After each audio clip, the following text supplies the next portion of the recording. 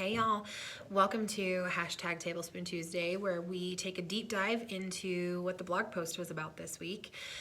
So this week is part 2 of our series of showing up for your grieving person well. And last week we talked about why that was important, and this week we're going to talk about tangible ways that you can do that and how you can show up for your grieving person. So the first thing I want to preface everything by saying, the number one thing that people say to grieving people is, let me know what you need. It comes from a beautiful place. You want to be there. You want to meet their needs. The problem with this is that they don't always know what their needs are. For me, I had absolutely no clue when people would say that to me, what I needed at that time. I didn't have the brain capacity to assess what I needed in those early stages of grief. So when people would ask, I'd be like, I'm fine. And I wasn't fine. I could definitely have used support or assistance or what have you in a variety of ways. I just didn't know. The greatest thing that my people did, they didn't really ask. They said, this is what we're doing. Or, hey, we're thinking about this. What do you think about this? Or this, or this, or this. And they just kept throwing stuff at me. So I liken it to throwing spaghetti at the wall to see what sticks. That's basically what they did. So that was really amazing. So try to fight that urge to say, I'm here for whatever you need. Let me know what you need. Let's take that burden off of the grief warrior, and let's see if we can throw some things at them and see if we can find something that works for them.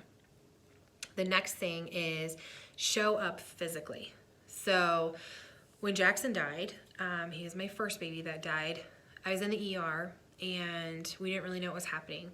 My husband called my parents. They came. They sat at the hospital with us until we were discharged. And then the next day, my mom came to the house with some beautiful flowers and just sat there on the couch with me and held me and let me cry and just kept saying, I'm so sorry and I love you, and I'm so sorry and I love you. And she just physically showed up.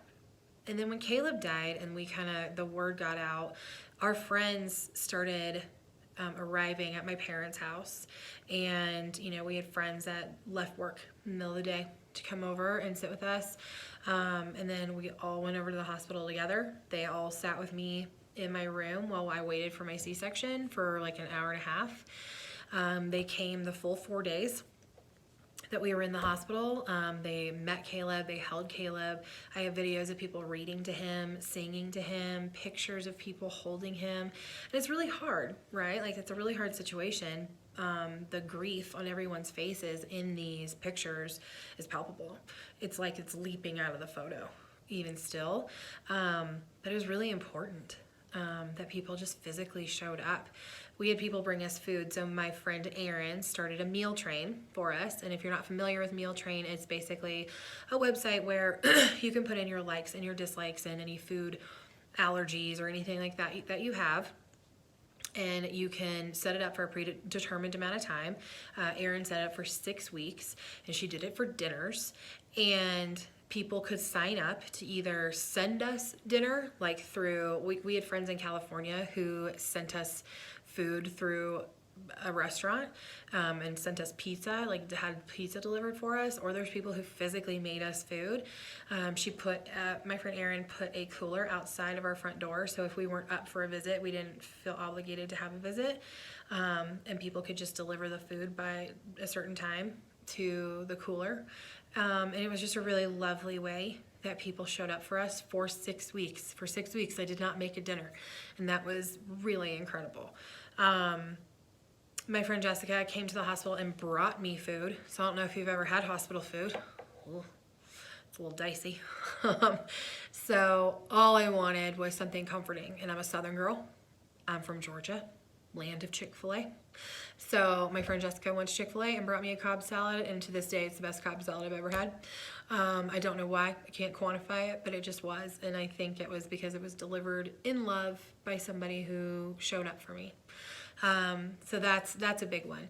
Sending food, sending a cleaning lady. Maybe this was an emergency and they had to tear out of their house, and they need their house cleaned, or either if you don't want to do it, you could hire someone to do it, or if they're comfortable with you in their house, then you could do it. Maybe they need their lawn mowed. Maybe they have living children. So Scott and I didn't have living children when this happened, but a lot of people do have living children, and so maybe you offer to babysit so mom and dad can make some memories alone in the hospital, or you help wrangle the kids at the hospital so mom and dad don't have to do that. These are all really great ways of showing up physically for your people.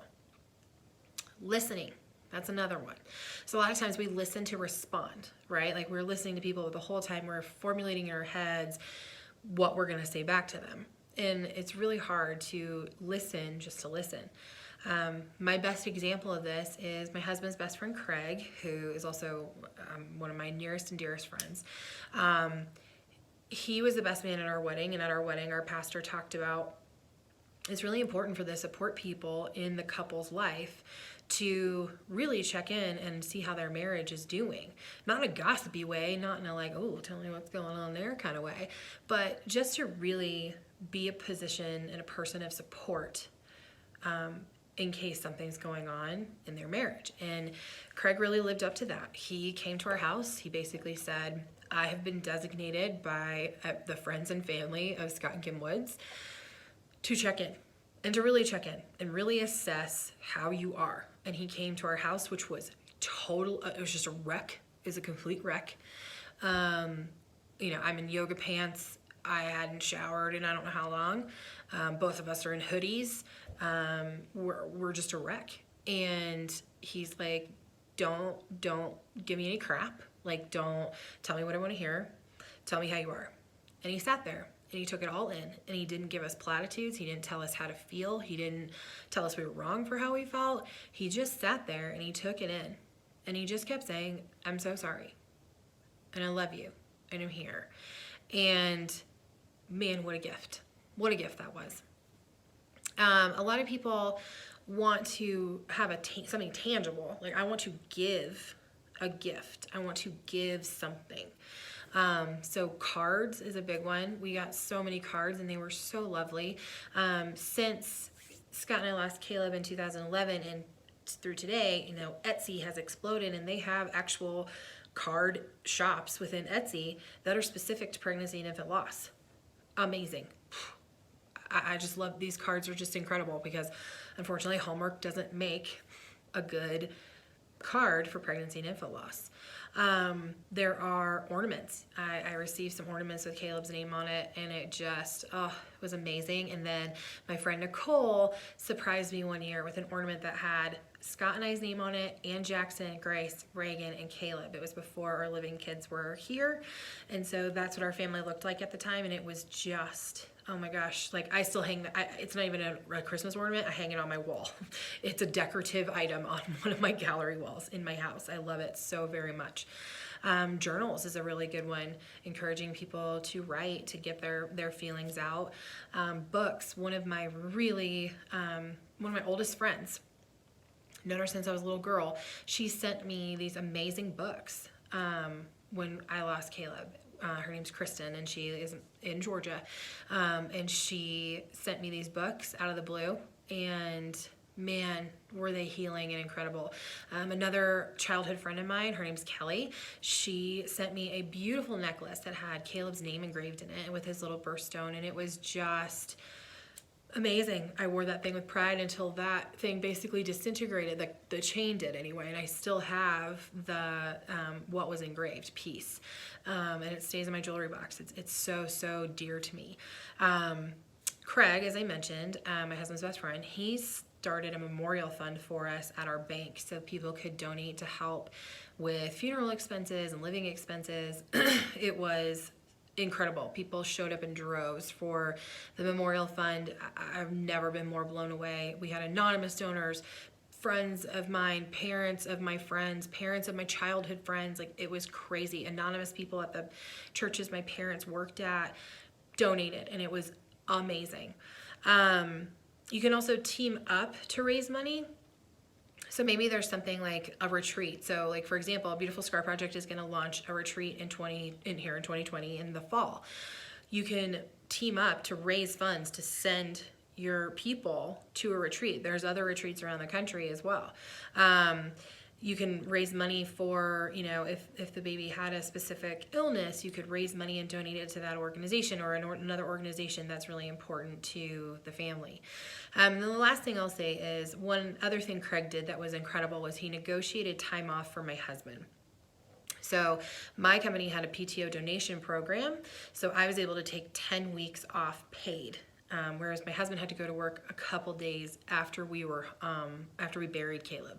And the only reason he got that much time off, which was like 12 days, was because Craig went to his boss and said, is there any way you can give him some time that's not going to chew up all of his PTO? And he negotiated that on Scott's behalf, which was just incredibly kind. Making sure to use the baby's name as often as possible in conversation, and remembering important dates. So in the infant loss world, pregnancy loss world, we have something called an angelversary. And an angelversary is the day that the baby died. There are some families that they only celebrate the angelversary. There are some families who have a birthday and an angelversary. So my friends Kelly and Brian, their son Lincoln was born one day. He passed away, unfortunately, 16 days later. So they have a birthday and an angelversary that they celebrate.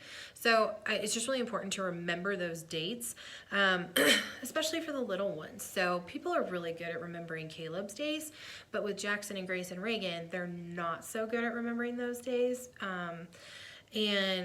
or including them in like the grandchild count, or the aunt and uncle, the niece and nephew count. That's another way to really honor that baby or babies, is to make sure you're including them. If you have one living grandchild but you have 2 grandchildren that have passed away, saying that I have 3 grandchildren is really, really, really important to the family. Same thing with I have the X amount of nieces and nephews, making sure you're including the babies that have died in that count.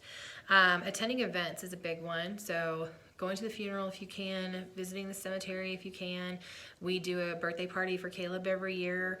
We have had people come up for years and years and meet us up there and do a balloon release and celebrate his birthday and eat some yummy food, drink some hot chocolate. My friend, I have friends that they started out as just kind of friends of friends. They were peripheral, kind of acquaintancy. They're some of my dearest friends now. They come to every single event, whether it is volunteering for the golf tournament for Beautiful Scar Project, whether it is, we used to do the Walk to Remember every year here in Colorado. They came every year and they walked every year, donating to our fundraisers, coming to our chili cook-off. I mean, they show up to everything. And what an unexpected gift, what an unexpected surprise. Holiday integration is a big one, making sure that you are finding ways to integrate the baby into the holiday. So some people leave an empty chair. For us, we do something called the 5 Candle Memorial, where we read this really lovely reading and we light 5 candles that all have separate meanings. Like my brother's girlfriend wasn't around when Caleb died, but she knows every holiday that we're together as a family, this is something we do to start off and kind of start from a place of remembrance. So that's another way that you can really show up, is help cultivate those things. And then I would just say keep showing up. That's the biggest thing. Keep showing up. When the cards stop coming and the flowers die, you and your partner are sitting there looking at each other like, oh my God, this is our life. And you're baffled about the fact that the entire world has gone back to their world and you're here in this after, right? Like we talked about, you have the before and the after. You're in the after and have to cultivate a whole new life, a whole new normal. So just keep showing up, keep remembering those dates, keep using the baby's name, and help your grief warrior remember. But these are just a few ways that you can show up for your people. It's specific to everybody. Everybody's different. What makes sense for one person might not make sense for another. So your person, your people. Finding ways to show up for them in a really good way, a really powerful way, is really important, and that is not something they will ever forget. So thank you for tuning in. Thank you for reading. Thank you for learning and educating yourself on how to show up for your people. It's really powerful. So check back next week. Talk to you later.